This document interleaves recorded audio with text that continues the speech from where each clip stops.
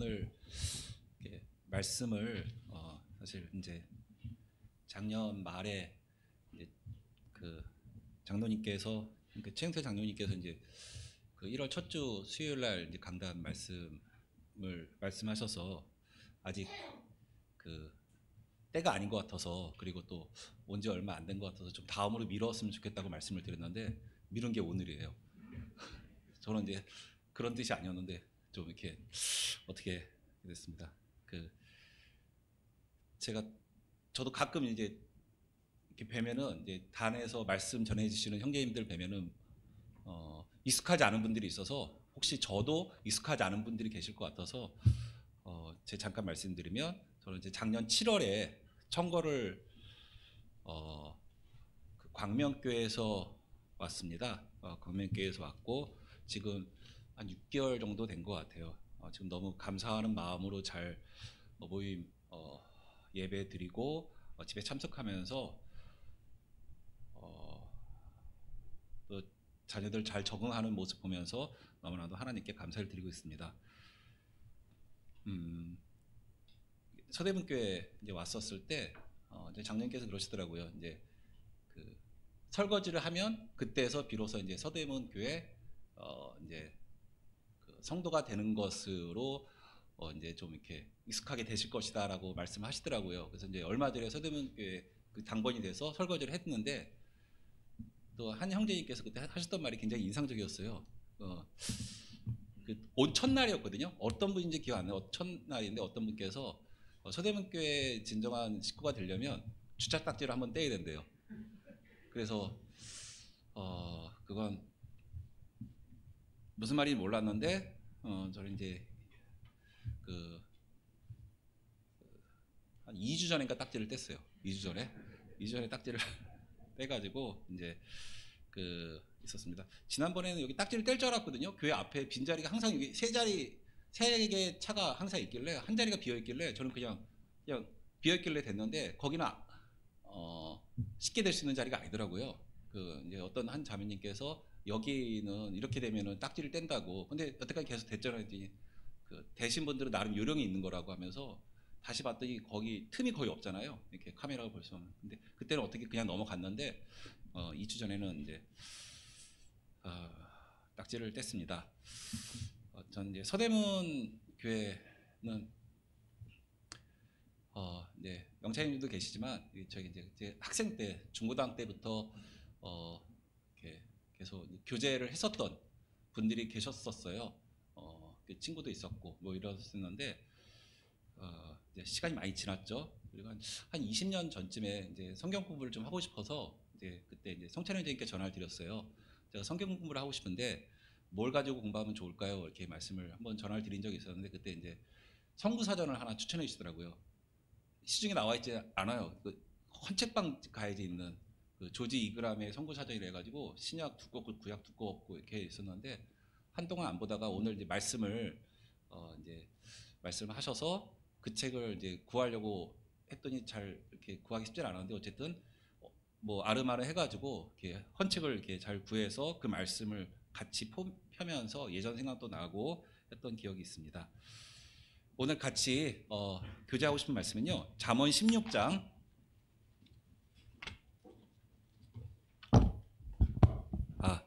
잠언 16장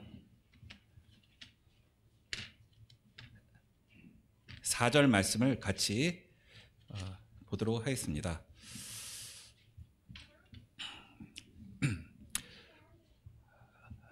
잠언 16장 4절입니다. 여호와께서 온갖 것을 그 쓰임에 적당하게 지으셨나니 악인도 악한 날에 적당하게 하셨느니라.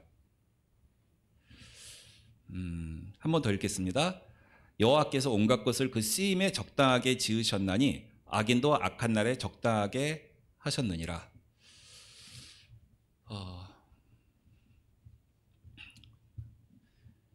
이 말씀이 뭐 저도 예전에 이제 잠언이 이렇게 31장까지 있으니까 한 달에 그 장을 해당하는 날수의 장을 읽으면 참 이렇게 많이 교훈이 되고 묵상하면서 많은 유익을 얻을 거라고 해서 잠언 말씀은 참 많이 묵상을 했던 것 같아요.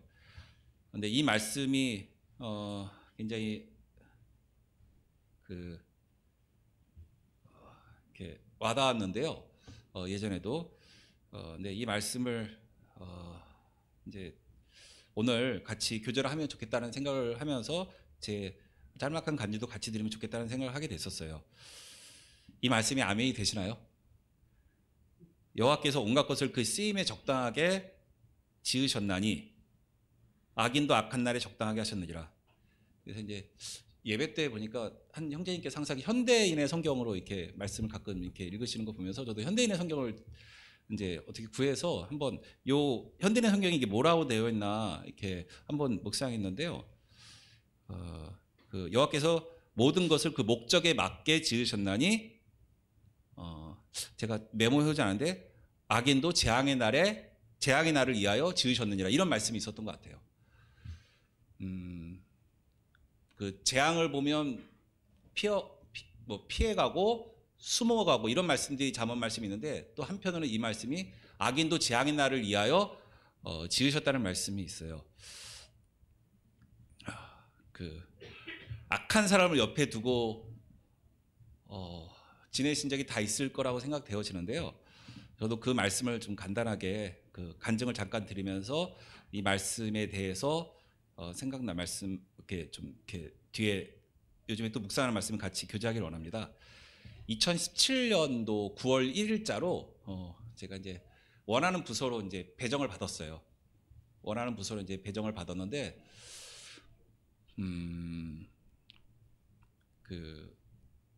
이제 제가 이제 그 저를 이제 픽업해서 가신 그 제 상관이 있어요. 상관이 있었고 평소에 그냥 다른 부서에 있었고 다른 서로 이제 직접적으로 부딪힐 일은 없었고 거기서 시행하는 어떤 공문을 받아서 제가 이제 뭔가 업무를 하는 그런 입장이었기 때문에 저는 저대로 이제 그분에 대해서 괜찮은 이미지가 있었고 그분도 뭐 아름아름해서 이제 저를 픽업해서 자기 부서로 이제 앉혀놨는데 그 여자분이셨거든요. 여자분이셨는데 그 여자분께서 한 달 정도 지나다가 이제 당신 같은 사람 처음 봤다고 하면서 이제 괴롭히기 시작했어요. 그런 날들이 이제 이어지는데 참 이해할 수 없는 일들이 계속해서 이제 발생하더라고요. 이제 제가 이제 사실은 이제 공무원이니까 이제 신분상의 불이익은 없지만 그 외의 모든 것들에 대해서 사람을 이렇게 괴롭힐 수 있다라는 것에 대해서 너무 이렇게 마음고생이 컸던 기억이 있어요.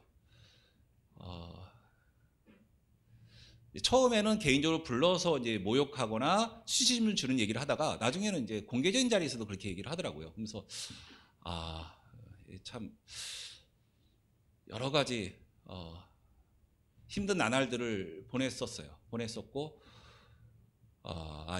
이런 걸로 인해서 갑질이 정말 힘든 거구라는 것들을 이제 마음 가운데 굉장히 괴로웠던 기억이 있어요. 오늘도 네이버 뉴스 보니까 나오더라고요.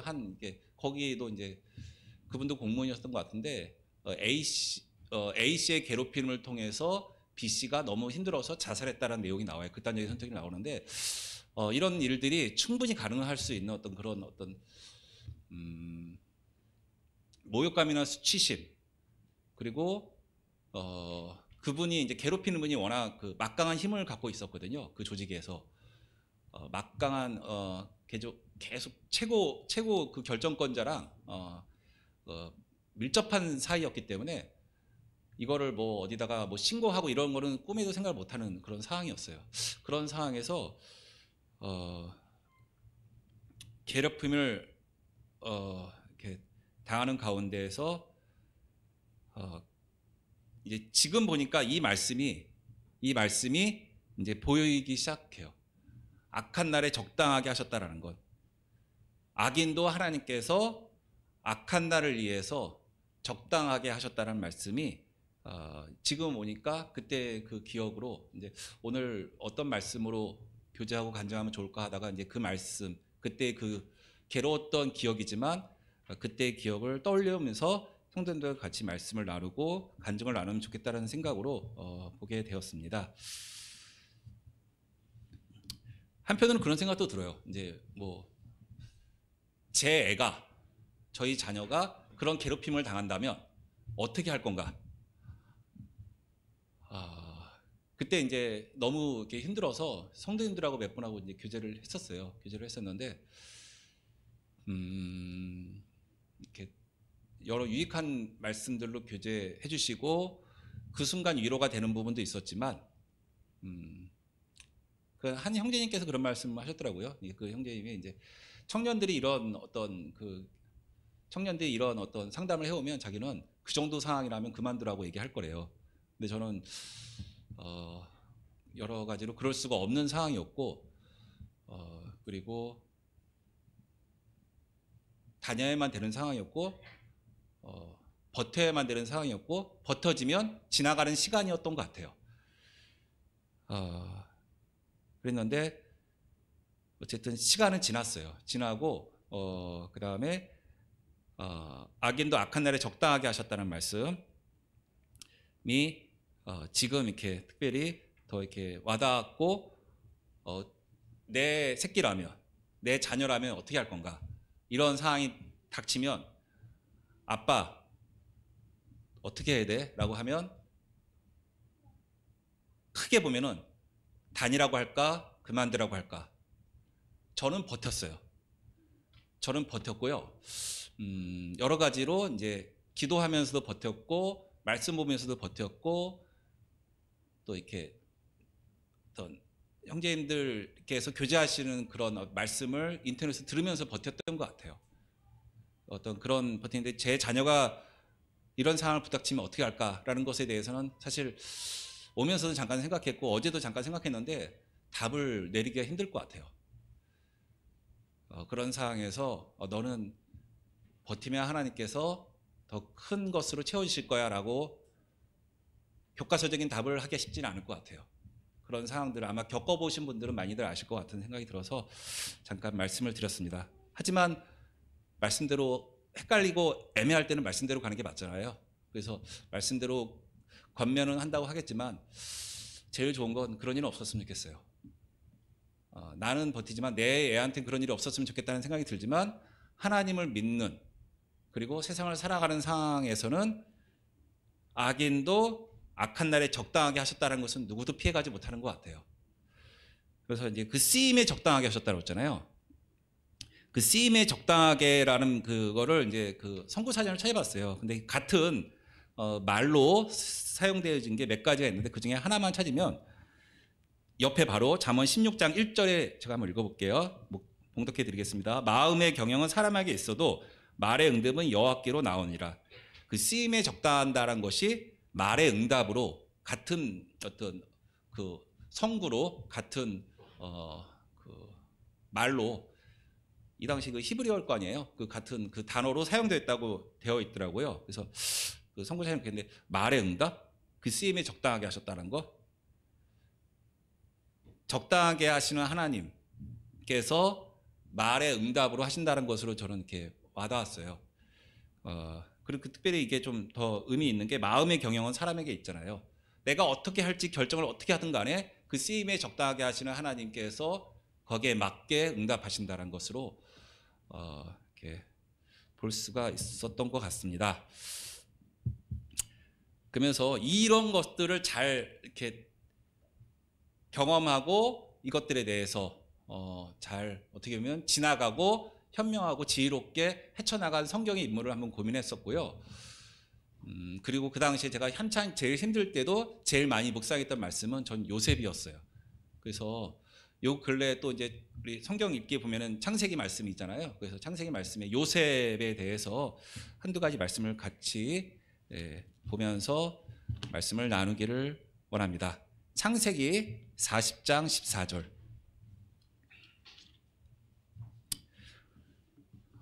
그래서 한 가지 또 이렇게 질문을 드릴게요. 저도 마찬가지 제 마음 가운데 있는 질문인데, 나를 힘들게 하고 나에게 원수같이 괴롭혔던 사람을, 그리고 나를 어떻게 보면 굉장히 구렁텅이에 넣었던 사람을 용서할 수 있으신가요?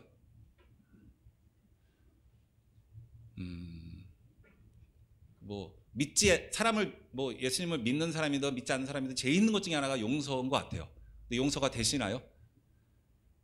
그래서 그런 것들에 대해서 저는 어쨌든 그런 것들이 힘들었던 상황에서 지금은 그런 것들이 이제 벌써 한 2017년이니까 한 5, 6년 됐잖아요. 5, 6년 돼서 좀 지나간 얘기로 말씀드릴 수 있었던 것 같은데요.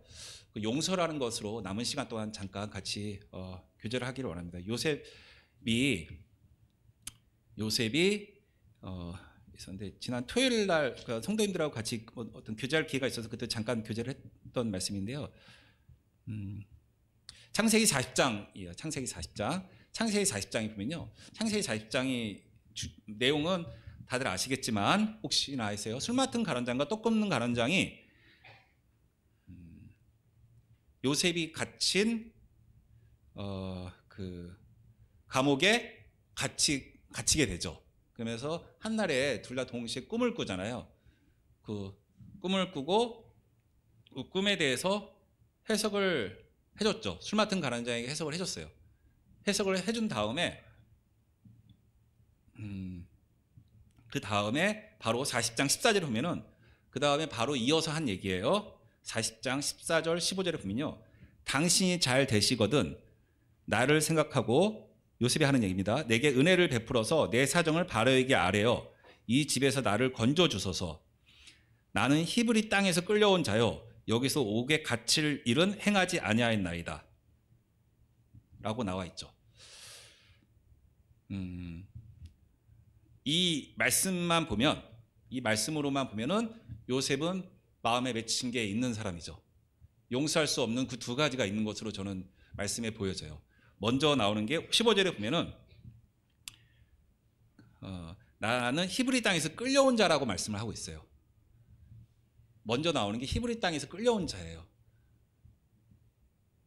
형들한테 팔린, 형들에게 배신당하고 형들에게 원수의 감정을 가질 수밖에 없는 그런 히브리 땅에서 끌려온 자라는 첫 번째에 용서할 수 없는 그 억울함이 있다는 것과 두 번째는 옥에 갇힐 일. 옥에 갇힌 것은 보디발의 아내에게 억울한 누명을 씌워서 또 갇혀 있죠. 이 두 가지를 보면은 그 형들과 보디발의 아내는 용서할 수 없는 것으로 일은 행하지 아니하였나라면서 이 말씀으로 보면 용서하지 못하고 있는 모습을 저는 이제 묵상하게 되었습니다.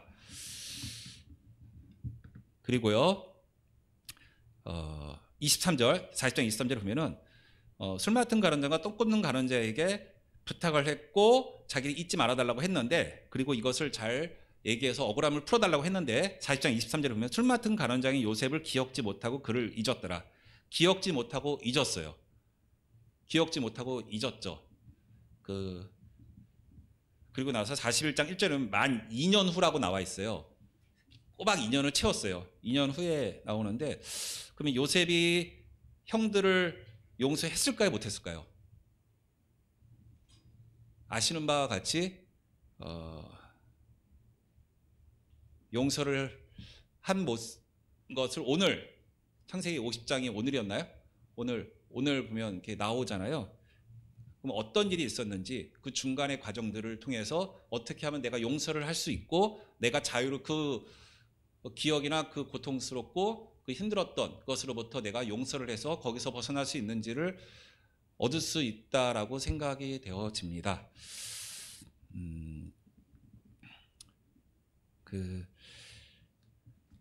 만 2년 후에라고 되어 있잖아요. 후에.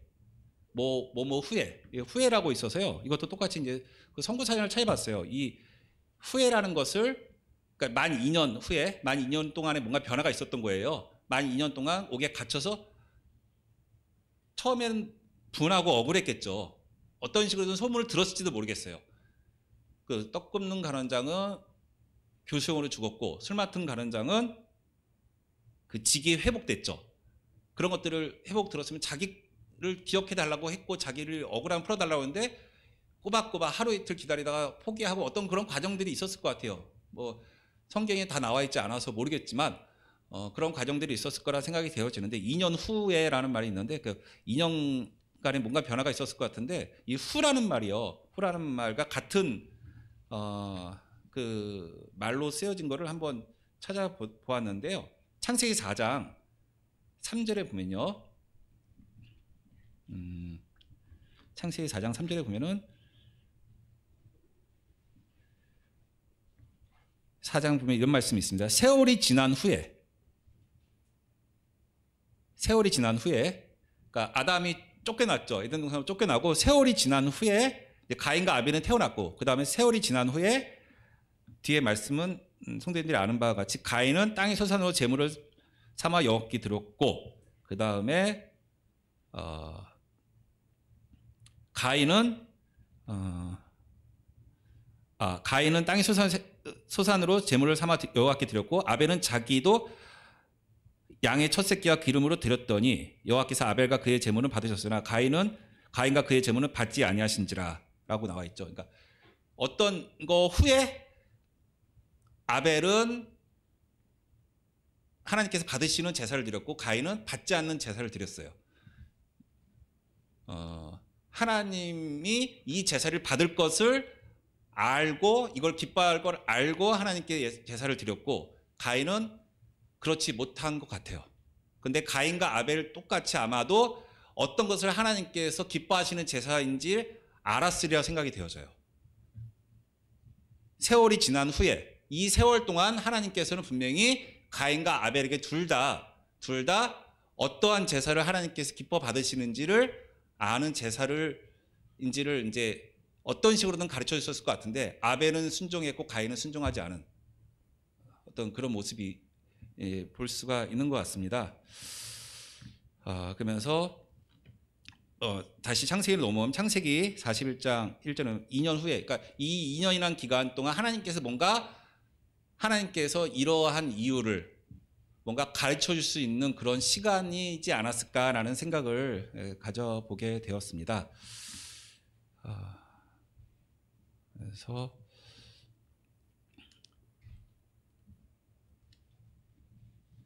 이제 창세기 41장 51절에 보시면요. 뭐 세월이 어느 정도 지났어요. 40장 50절에 보면 흉년이 들기 전에 그러니까 풍년이 7년 있고 흉년이 7년 있었잖아요. 죄송합니다. 반대죠. 풍년이 7년 있고 흉년이 7년 있었죠. 흉년이 들기 전이니까 어쨌든 그 7년의 그 어간에 어쨌든 그 기간에 있었던 일 같아요. 50절부터 읽어드리면 흉년이 들기 전에 요셉에게 두 아들이 나되 곧 온의 제사장 보디베라의 딸 아스낫이 그에게서 나은지라 요셉이 그의 장남의 이름을 므낫세라 하였으니 하나님이 내게 내 모든 고난과 내 아버지의 온 집을 잊어버리게 하셨다 함이라 하면서 잊어버리게 하시면서 그 괴로움으로부터 벗어난 것들을 볼 수 있는 것 같아요. 그 형제들에게 당했던 그 억울함에서 벗어날 수 있는 것을 여기서 볼 수 있는 것 같아요.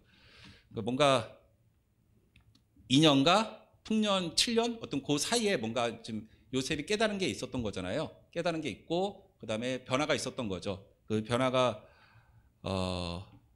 있었는데 어쨌든 그것은 그 하나님의 은혜가 제 경험상으로는요. 이게 그동안 막 이렇게 알고 있던 말씀들을 묵상하고 그때 순간 좋은데 그 상황은 계속 반복되거든요. 악한 상황들은 계속 반복되는 거더라고요. 그러면서 그때는 뭐가 잘 안 되더라고요. 개인적으로 세월이 흐른 후에 그 시간은 괴롭고 하나님과 의지하지만 뭔가 속 시원하게 해결되지 않는 그 시간은 필요하다는 생각이 들어졌어요.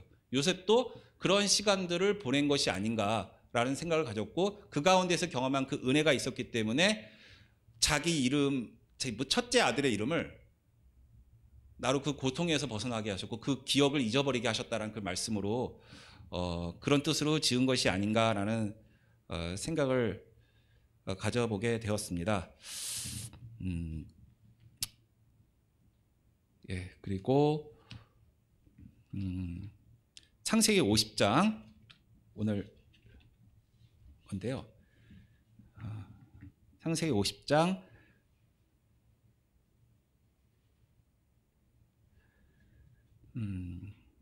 19절부터 20절 말씀을 제가 봉독해 드리겠습니다.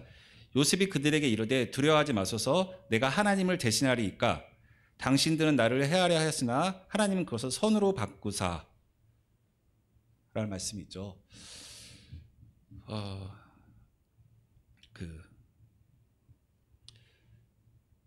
그러니까 아까 이제 그 대신이라는 말씀이 있잖아요. 대신 여기 내가 하나님을 대신하리니까 이제 요 말씀을 이제 저도 묵상하면서 대신이라는 말씀에 같은 맥락으로 사용되어진 게 창세기 4장 25절 보면은 가인을 죽인 아벨 대신에라고 하면서 족보를 다시 만드시는 그 하나님의 모습이 나오거든요. 그 다른 씨를 주신 것을 이제 볼 수가 있는 것 같아요. 그 예수님을 믿고 예수님 말씀대로 살고 싶지만 그런 악한 날에 악인이 나를 재앙으로 몰아가는 그런 상황이 닥치면요. 성경에 라멕이라는 인물이 나오잖아요. 라멕이라는 인물이 나오는데 그 라멕이 어떤 말을 고백을 했냐면요. 나의 상처를 말미암아 내가 사람을 죽였고 나의 상함으로 말미암아 소년을 죽였도다 라고 말했어요. 내가 마음이 상하고 내가 몸이 상하면 본능적으로 저도 그렇고요. 저도 라멕에 의해서 벗어나기 어려운 것 같아요. 본능적으로 저도 제가 마음이 5만큼 상하면 그 사람한테 100으로 갚아주고 싶어요. 기본적인 마음인 것 같아요. 조금 마음 상하면 그 사람 죽이고 싶고 나를 괴롭게 하는 사람 죽이고 싶은 마음이 드는 거는 죄에서 비롯되는 그 본성에서 나오는 자연스러운 마음인 것 같아요.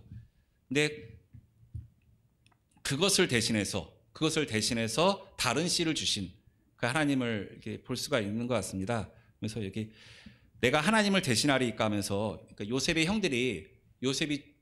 형들이 야곱이 죽은 걸 알고 이제 자기들한테 해할까봐 자기네들 살려달라고 종으로라도 살려달라고 했더니 요셉이 응답한 게 내가 하나님을 대신할 수 없다라고 말씀을 하고 계시잖아요. 그러면서 당신들은 나를 해하려 했으나 하나님은 그것을 선으로 바꾸신다라고 말씀하신 내용들이 있습니다.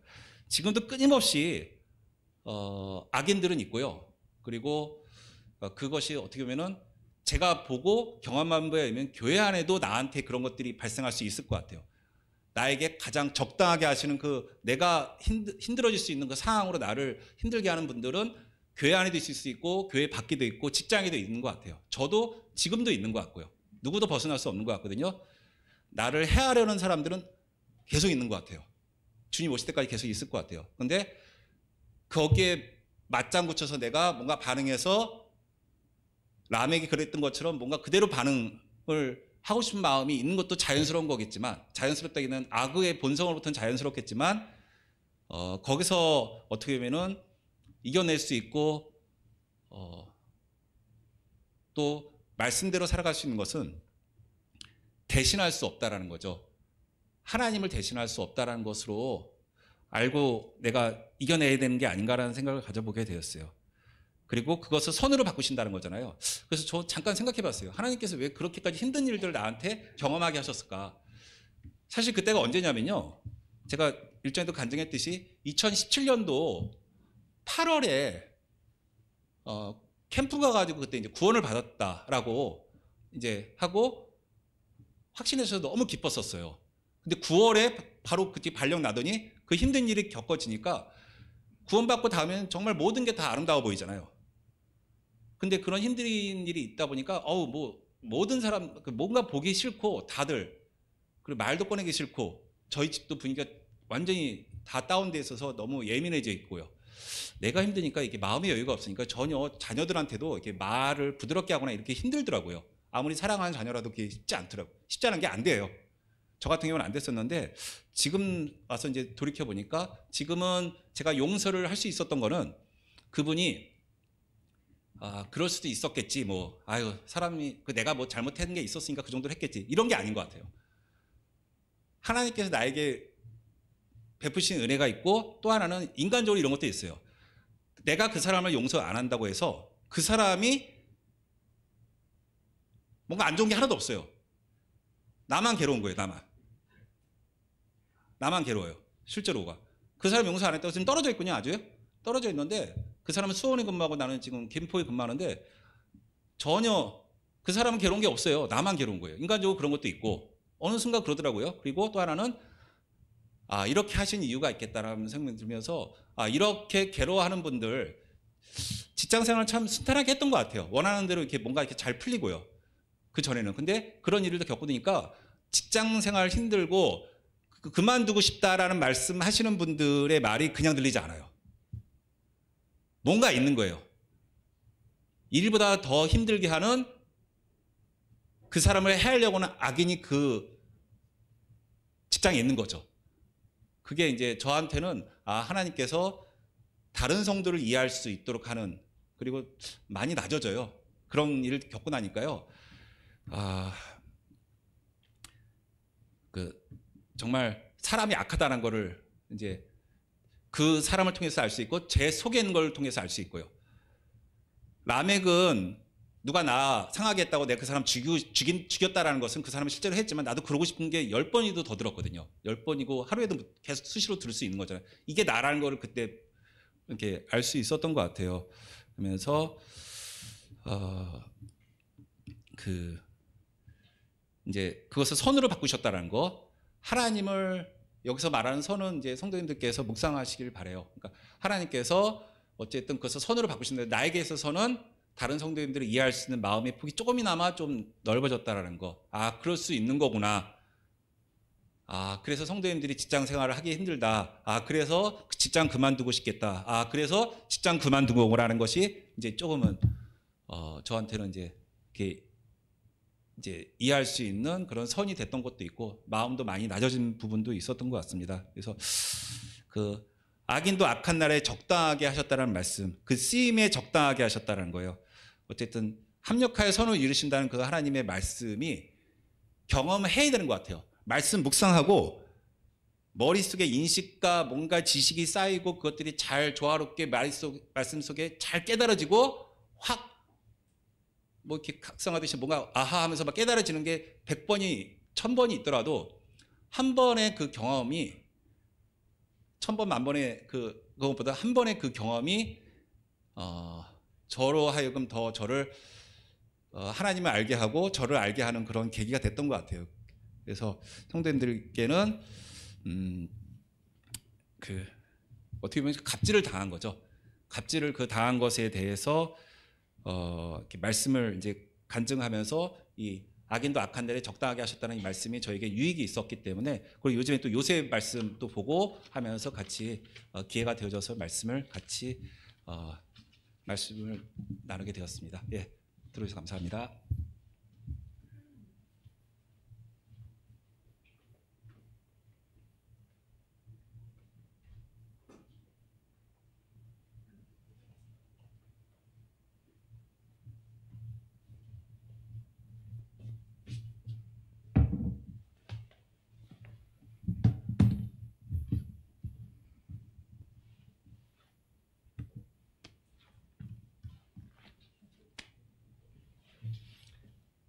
안녕하세요. 네, 안진호 형제입니다.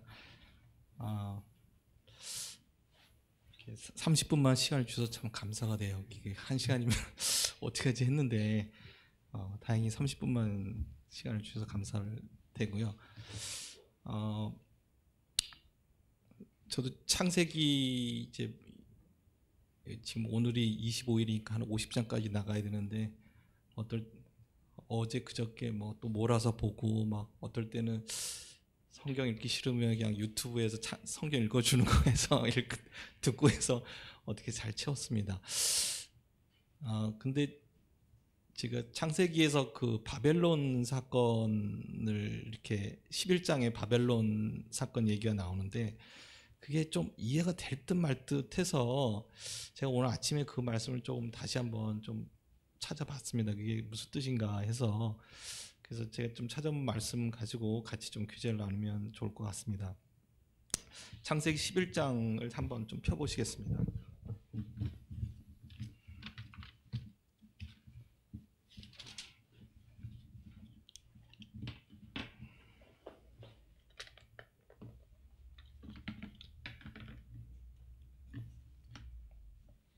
제가 읽겠습니다. 온 땅의 언어가 하나여 말이 하나였더라. 이에 그들이 동방으로 옮기다가 시날 평지를 만나 거기 거류하며 서로 말하되 자 벽돌을 만들어 견고히 굽자 하고 이에 벽돌로 돌을 대신하여 역청으로 진흙을 대신하고 또 말하되 자 성읍과 탑을 건설하여 그 탑 꼭대기를 하늘에 닿게 하여 우리 이름을 내고 온 지면에 흩어짐을 면하자 하였더니 여호와께서 사람들이 건설하는 그 성읍과 탑을 보려고 내려오셨더라. 여호와께서 이르시되 이 무리가 한 족속이요 언어도 하나이므로 이같이 시작하였으니 이 후로는 그 하고자 하는 일을 막을 수 없으리로다.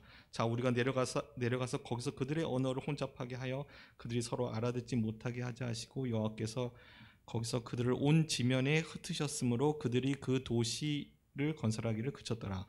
그러므로 그 이름을 바벨이라 하니 이는 여호와께서 거기서 온 땅의 언어를 혼잡하게 하셨음이니라. 여호와께서 거기서 그들을 온 지면에 흩으셨더라. 네, 이게 바벨탑 사건으로 잘 아시는 말씀인데요. 저는 뭐 키워드라고 하면 요즘 뭐 그 인스타그램 하면 이 샵하고 뭐 하잖아요. 해시태그. 그래서 여기서 해시태그를 뭘로 찾을까? 키워드를 한 4개를 찾아봤습니다. 여기 저는 4절에 성읍과 탑에서 성읍하고 탑이 있는 것 같고요. 이 2개가. 그 다음에 또 키워드로 성읍과 탑을 쌓은 이유가 이제 뒤에 나오는데 우리 이름을 내고라는 것하고 그 다음에 흩어짐을 면하자. 그러니까 이름을 내는 거하고 흩어짐을 면하는 거. 요 각각 하나씩 해서 총 4개가 키워드로 볼 수 있지 않나 이런 생각을 좀 했습니다. 잘 아시다시피 이제 조금 제가 말씀 뭐 좀 책을 찾아본 거를 좀 말씀을 드리자면 그들이 이제 동방으로 옮기다가 하는데 이제 그 앞에 말씀을 보면은 이제 그 노아가 이제 술이 취했죠. 포도 농사를 지었는데 9장 18절에 보면 그 포도주에 취했는데 셈과 야벳은 아버지 하체를 보지 않았지만 함이 이제 아버지 하체를 봤습니다. 그래서 이제 저주를 받았죠. 함이. 그리고 나서 이제 노아의 아들들이 많이 태어났는데 그 함의 아들에 보면 구스가 있고 구스의 또 아들 중에 니므롯이라고 있습니다. 근데 10장 10절에 보면 그 9절에 보면 10장 9절에 니므롯은 굉장한 용감한 사냥꾼이다. 그 세상의 첫 용사라고 되어 있습니다. 8절에 보면 10장 8절에 보면 니므롯이 세상의 첫 용사고 9절에 보면 용감한 사냥꾼. 그 10절에 보면 그의 나라가 신할 땅의 바벨과 에렉과 이렇게 나옵니다. 그래서 바벨이 이제 그 니므롯이 세운 도시입니다. 그래서 그들이 이제 동쪽 11장에 가서 11장 2절에 보시면 동방으로 옮기다가 신할 평지를 만나서 이제 도시를 지었는데 그거는 이제 그 니므롯 첫 용사죠. 세상의 첫 용사가 되는 니므롯이 지은 도시로 보입니다. 근데 이제 그들이 한 게 성읍과 탑을 짓자고 했습니다.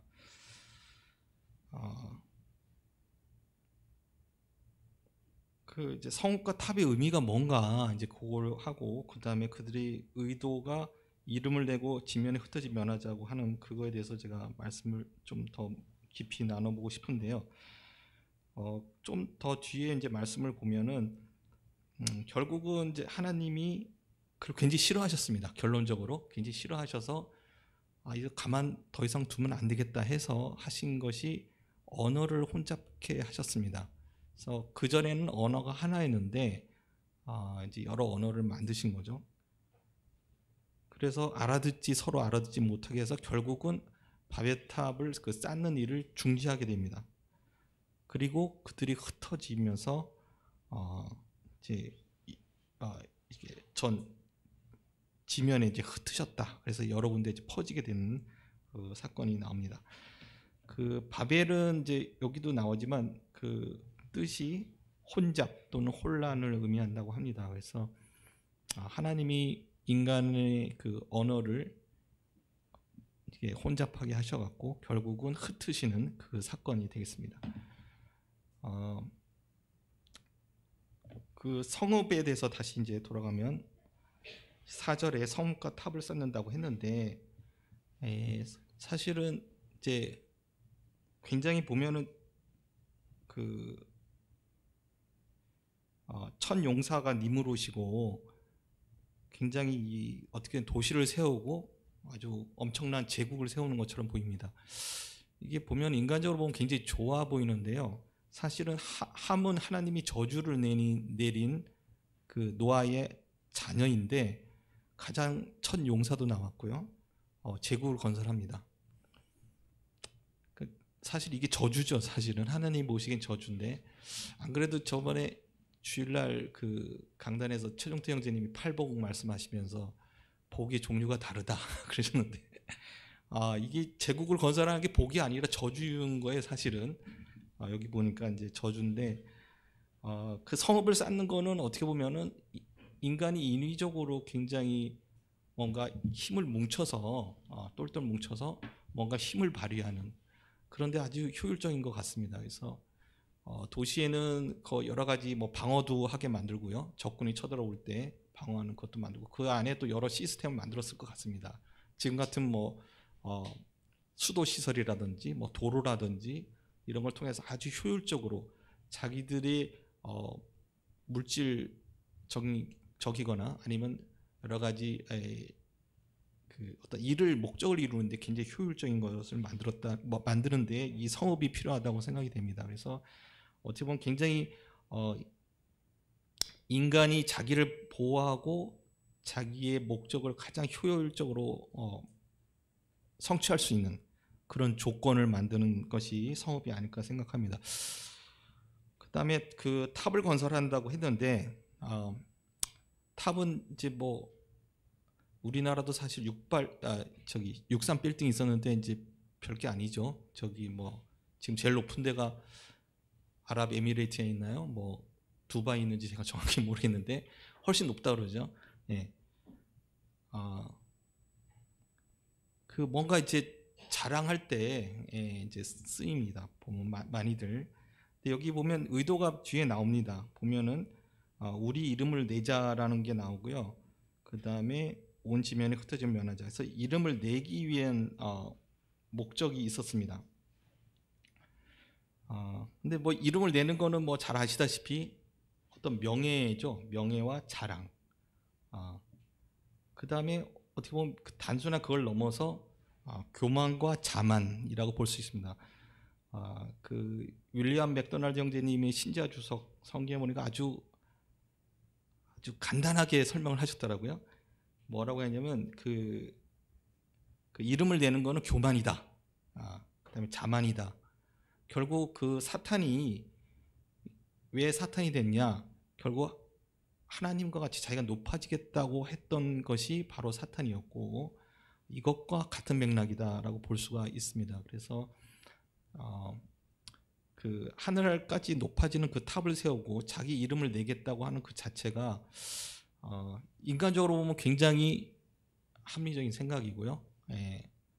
뭐 삼국지에 보면 영호걸이 나와서 싸우면서 이름을 내고 하는데 마찬가지로 인간적으로 보면 지극히 당연하지만 그것이 사탄의 마음과 같고 그것이 교만한 자만 하나님과 높아지려는 생각하고 같기 때문에 그것에 대해서 하나님이 이제 걱정을 하셨다라고 볼 수가 있을 것 같습니다. 그 다음에 또 보면은 이제 온 지면에 흩어짐을 면하자라는 말씀이 나왔는데 그 윌리엄 맥도날드 형제님은 흩어짐을 면하자는 걸 딱 두 자로 우리말로는 두 자고 한 단어로 표현했는데 반항이라고 봤더라고요. 반항.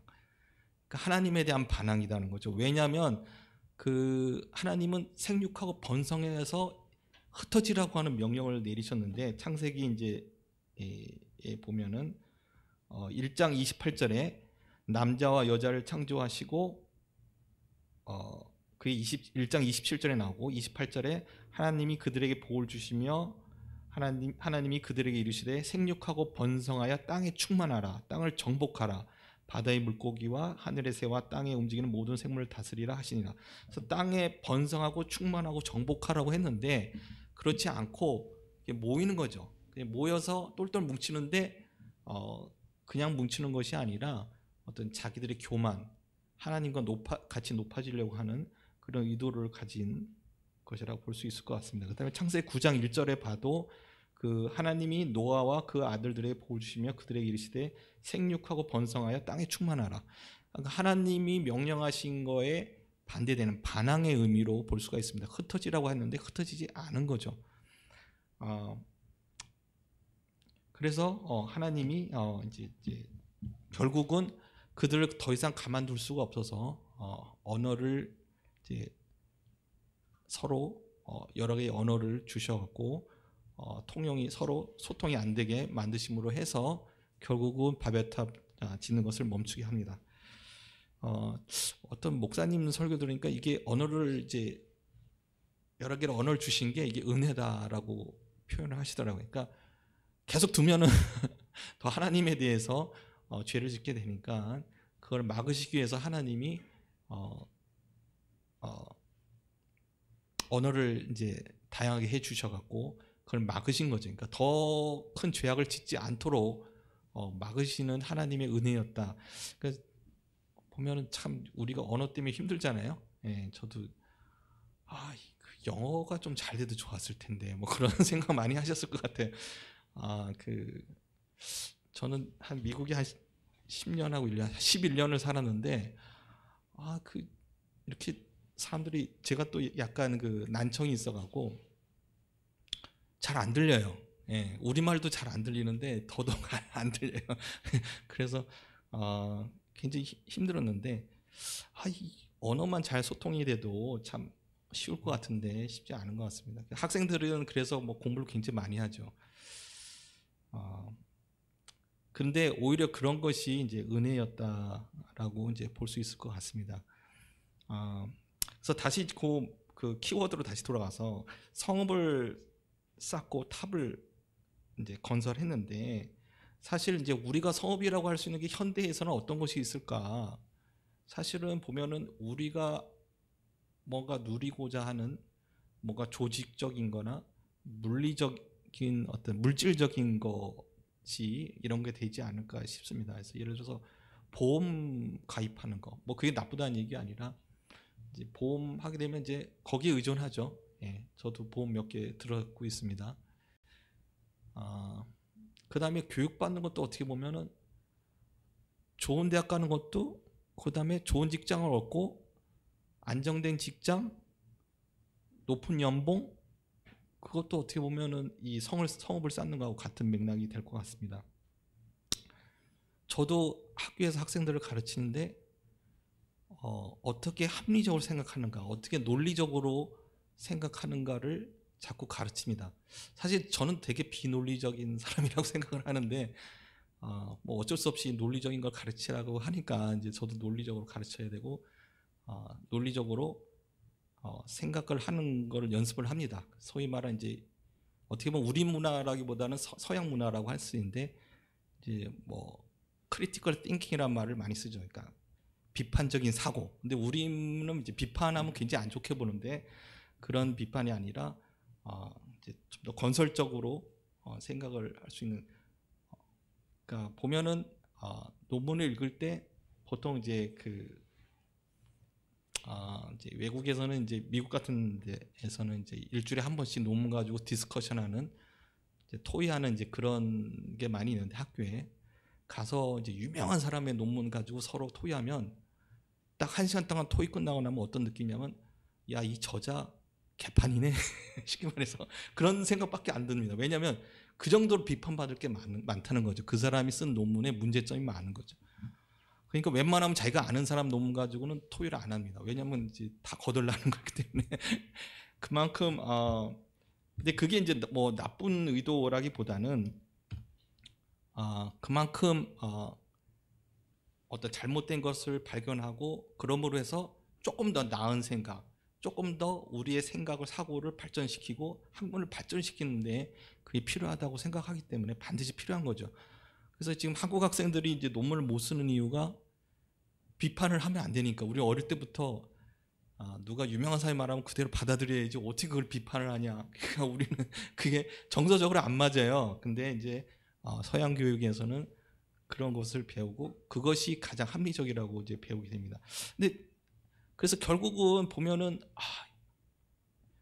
저도 그렇고 가르치는 것이고 이 아이들에게 성읍을 쌓게 하는 일이 아닌가 그런 생각이 많이 듭니다. 그래서 주일날 말씀에 팔복 중에 첫 번째 복, 애통하는 자는 복이 있나니, 우리는 애통하지 않기 위한 그런 조건을 만들기 위해서 열심히 노력하는 그것이 지금 우리 인간이 아닌가. 학생들은 열심히 공부를 하고 하는 것도 어떻게 보면 그렇고요. 근데 하나님이 언어를 흩으셨는데 열심히 영어 공부 열심히 해서 소통이 잘 되게 하기 위해서 반대로 하고 있는 거죠. 우리가 사실은 소통이 안 될 때 감사해야 될 것 같아요. 이 바벨탑 사건을 생각하고 하나님이 우리 인간의 악한 것 때문에 흩으시기 위해서 이 언어를 나누셨구나 하고 소통이 안 되는 거에 대해서 오히려 감사해야 되고, 교육을 받지 못하거나 아니면 좋은 직장을 못 가게 돼서 더 힘들어질 때 자기가 더 안전하다고 생각하는 것을 확실하고 의지할 만한 것이 없다고 생각할 때 더 감사해야 되는 거 아닌가.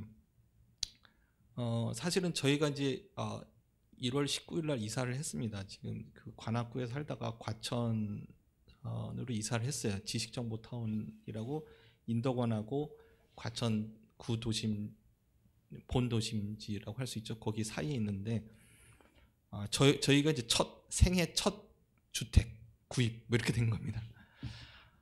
그래서 이제 드디어 복을 받았구나.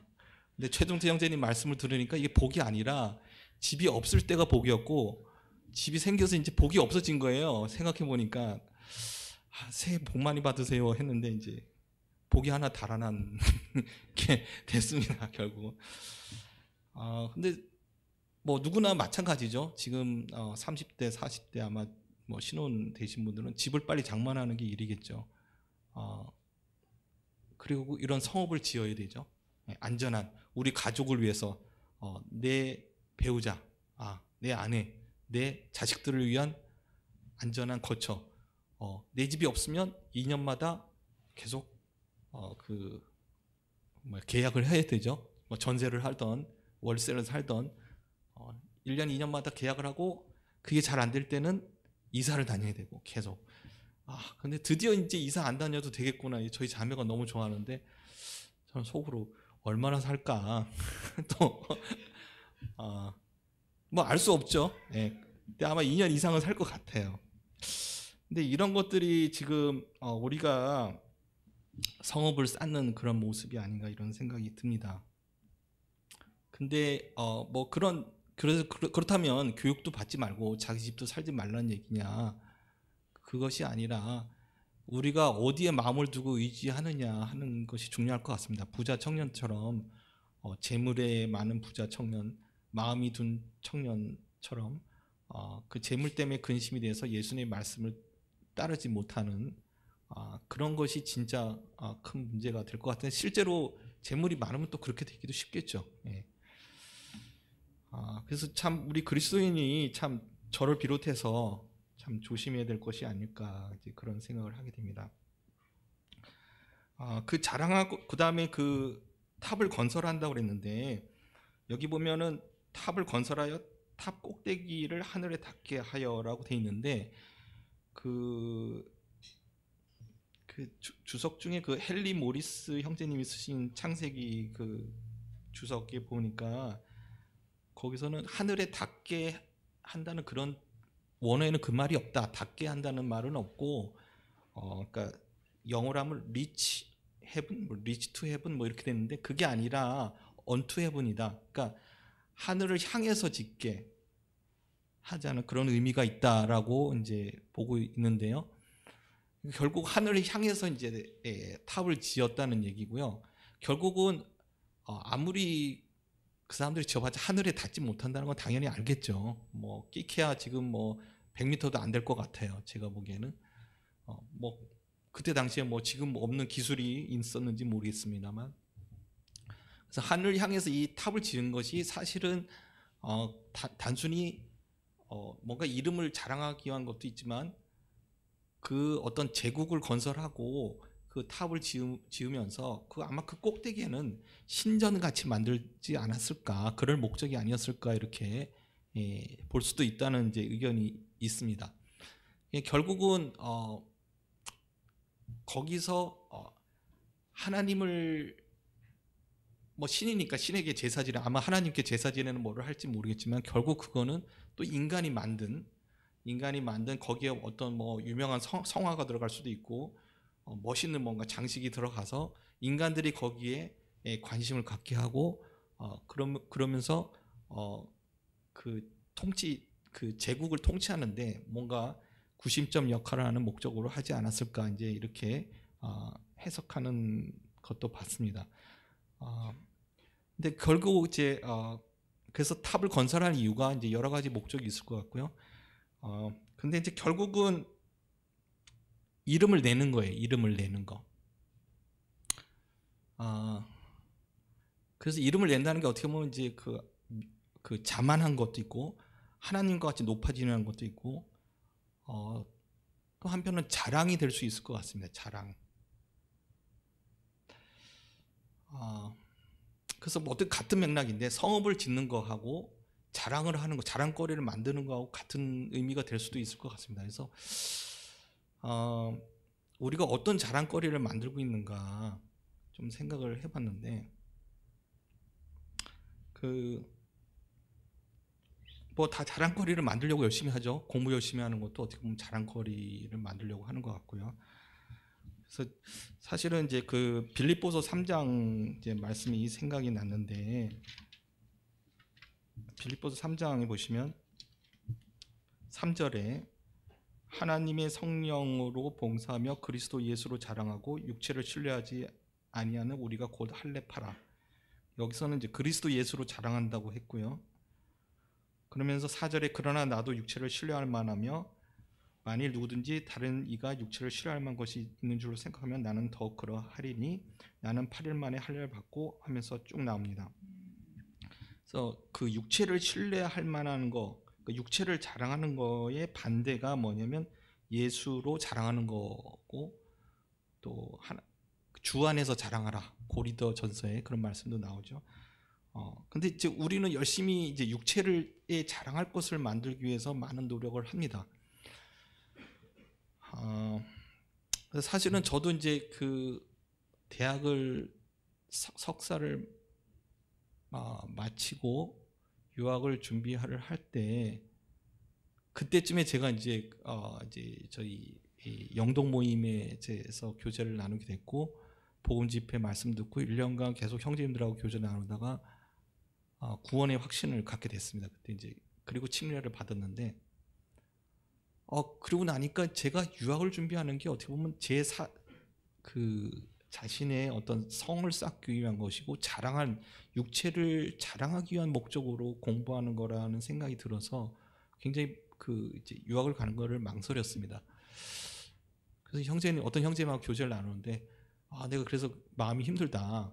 내가 이 공부하는 것이 사실은 내 자랑을 위해서 하는 것 같다라고 했더니 그 형제님이 그럼 다른 대안이 있습니까? 보여주신 게 있습니까? 그래서 아니요, 보여주신 게 없는데요. 없으면 그냥 그대로 하세요. 그래서 그냥 하나님 다른 대안은 안 보여주시고 해서 그냥 저는 공부를 계속 했습니다. 이게 유학을 갔는데 뭐 지금도 저희 자매는 그래요. 당신 같은 사람이 어떻게 학생을 가르치는지 모르겠다. 내가 보기 하나도 모르면서 아는 척만 하고 다닌다. 사실은 저는 이제 잘 몰라요. 그러니까 왜냐하면 아는 거는 연구할 필요가 없거든요. 모르는 걸 해야지 연구가 되기 때문에 일부러 모르는 것만 찾아다니고, 그러다 보니까 학생들한테도 답을 가르쳐 주는 게 아니라 질문만 던지고 계속 그렇게 하거든요.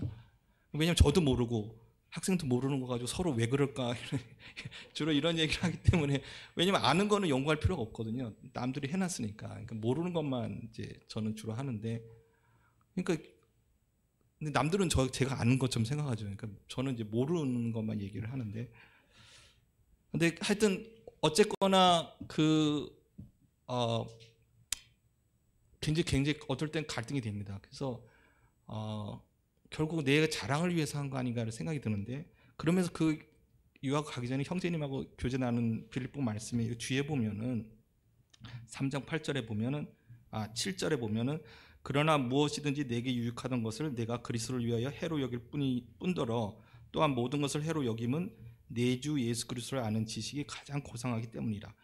예수 그리스도를 아는 지식이 가장 고상하기 때문에 자기의 육체에 신뢰할 만한 모든 것을 해로 여긴다. 그리고 좀 더 구체적으로 뒤에 보면 내가 그를 위하여 모든 것을 잃어버리고 배설물로 여김은 그리스도를 얻고 그 안에서 발견되려 함이니, 자기가 가진 육체에 신뢰할 만한 모든 것을 배설물로 여긴다. 쉽게 말해서 이제 똥 오줌으로 본다는 거죠. 그러니까 그걸 가치 없는 걸 보는 게 아니라 혐오하는 걸 본다라는 거죠. 굉장히.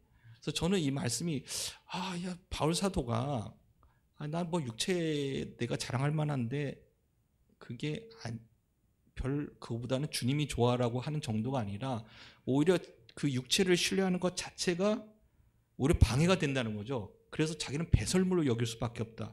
왜 그러냐면 예수 그리스도를 아는 지식이 가장 고상하기 때문이고, 예수 그리스도를 아는 지식이 가장 고상해서 그분을 알면 알수록 자기도 모르게 그 육체에 신뢰할 만한 것들이 배설물로 여겨지더라. 자연적으로. 저는 이제 그렇게 이해를 했습니다. 이제 시간이 다 돼서 이제 정리를 하겠습니다. 그래서 그 바벨론 사건에서 크게 저는 이제 4가지 단어에 주목을 했고요.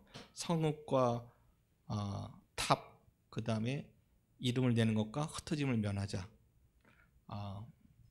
근데 이 모든 것이 결국 노아의 자손 함의 그 족보에서 난 니므롯, 첫 용사고 제국을 세운 사람입니다. 인간적으로 보면 가장 좋은 거지만 거기에 참 인간의 모든 악한 본성이 다 있는 것 같습니다. 그래서 우리가 이런 것을 경계해야 되지 않겠는가. 우리가 세상에 살면서 그럼 공부도 하지 말고 집도 장만하지 말고 저축도 하지 말란 얘기냐. 그건 아니지만 그거보다는 정말 주님을 아는 지식, 그러니까 주님을 자랑하는 것, 예수가 자기의 자랑이 되는 것에 초점을 맞추지 않으면 그런 육신을 신뢰하게 되고 그런 것에 우리가 빠지게 되지 않을까요? 어떻게 보면 이제 제 자신에 대해서 이제 많이 성찰하는 말씀이 될 것 같습니다. 그래서 그 최정태 형제님이 팔복 말씀하셔서 지금 계속 지금 마음에 갈등이 많이 되고 있는데요. 복을 많이 잃었어요, 제가. 그 말씀 듣고 나니까. 근데 사실은 정말 그리스도를 쫓아간다면 더 많은 이제 여러 가지 애통하는 일이 더 많아질 거라고 생각을 합니다. 그리고 충분히 우리가 그 복을 누릴 수 있는 기회가 많이 있을 거라고 생각을 들고요. 학생들은 열심히 공부를 하시되 하지 말라는 얘기가 아니라 그 좀 주님을 신뢰하는 그것이 가장 고상한 것이고 라는 것을 좀 더 생각을 하시면 좋을 것 같습니다. 이상입니다.